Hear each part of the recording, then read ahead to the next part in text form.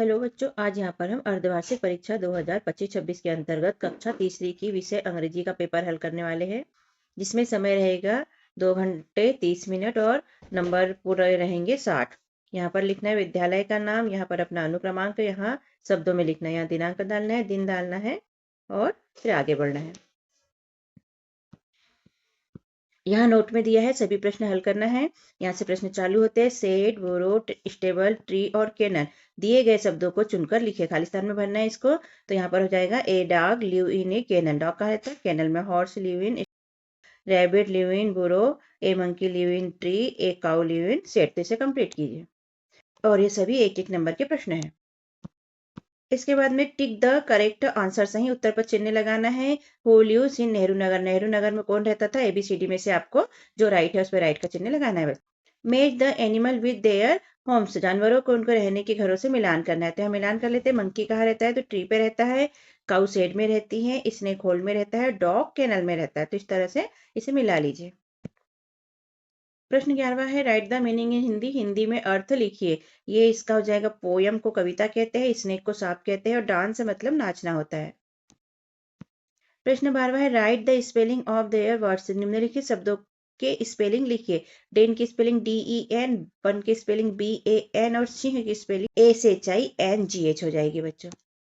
Question 13 है answer the following question, प्रश्नों के उत्तर लिखना है। यहाँ प्रश्न पढ़ते जाइएगा और उत्तर यहाँ पर लिखते जाइए। तो इसमें 3 प्रश्न दिए हैं बच्चों, इनको कंप्लीट कर लेना।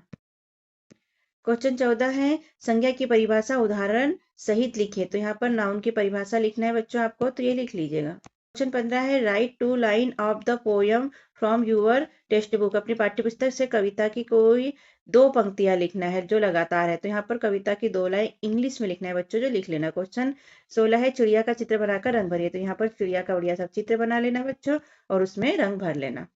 क्वेश्चन 17 है right in good hand writing, से अच्छी लिखावट में वाक्यों को लिखिए। ये वाले जो वाक्य है इनको यहाँ बहुत ही प्यारी राइटिंग में, अच्छी राइटिंग में लिखना है, तो लिख लीजिएगा। क्वेश्चन 18 है राइट अबाउट यूर सेल्फ, अपने बारे में लिखिए। आई एम यूर नेम, यहाँ पर आपका नाम लिखना है आपको। आई लाइक फ्रूट्स, कोई फ्रूट्स जो आपको पसंद है वो यहाँ पर लिखना है, जैसे एप्पल, बनाना, कुछ भी।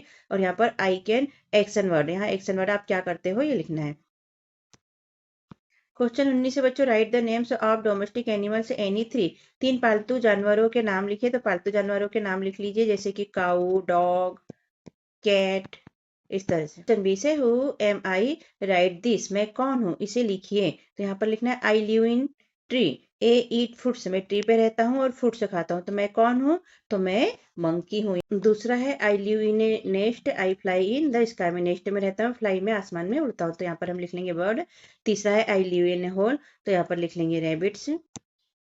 क्वेश्चन 21 है कहानी के अनुसार वाक्यों को क्रम से लिखिए। आपने कहानी पढ़ी है बच्चों, तो यहाँ क्रम आगे पीछे दे दिया है, तो आपको यहाँ पर क्रम से जमा कर इसको लिख लेना है। क्वेश्चन 22 है दिए गए अक्षरों से सही शब्द लिखिए। यहाँ पर जैसे दिया है IKLM, तो इससे बन जाएगा MILK मिल्क, ABG से बन जाएगा BAG बेग और IBLA से बन जाएगा BALL। क्वेश्चन 23 है fill in the blanks with missing letter, से हम बीच बीच में लेटर छोड़ दिए तो उन्हें हमें लिखना है।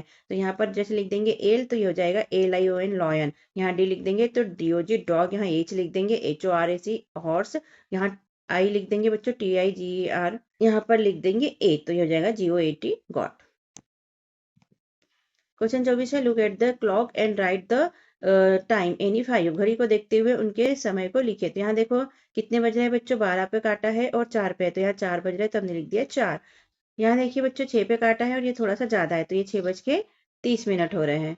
और यहाँ पर देखिए 9 बज रहे हैं, 9 पे काटा है, इधर 12 पे काटा है, तो यहाँ 9 बज गए। इस तरह ये टाइम भी आपको लिख लेना है बच्चों घड़ी के देखते हुए। क्वेश्चन 25 है बच्चों कैपिटल लेटर्स, पूर्ण विराम और प्रश्नवाचक चिन्ह का उपयोग करते हुए वाक्य पूर्ण कीजिए। जैसे पहला वाक्य है सविता इज बालास फ्रेंड्स, तो यहाँ पर बी बड़ा हो जाएगा और यहाँ पर पूर्ण विराम लग जाएगा, मतलब फुल स्टॉप वाली बिंदी लग जाएगी। दूसरे में है Arif lives on Gandhi road, तो आरिफ में ए बड़ा हो जाएगा, कैपिटल हो जाएगा, जी कैपिटल हो जाएगा और आर कैपिटल हो जाएगा। लास्ट में वही फुल स्टॉप यानी बिंदी पूर्ण विराम लग जाएगी बच्चों। तीसरे में बच्चों यहाँ पर वेयर डू यू लिव, तो वेयर डू यू लिव में यहाँ पर प्रश्न है इसलिए प्रश्नवाचक चिन्ह लग जाएगा।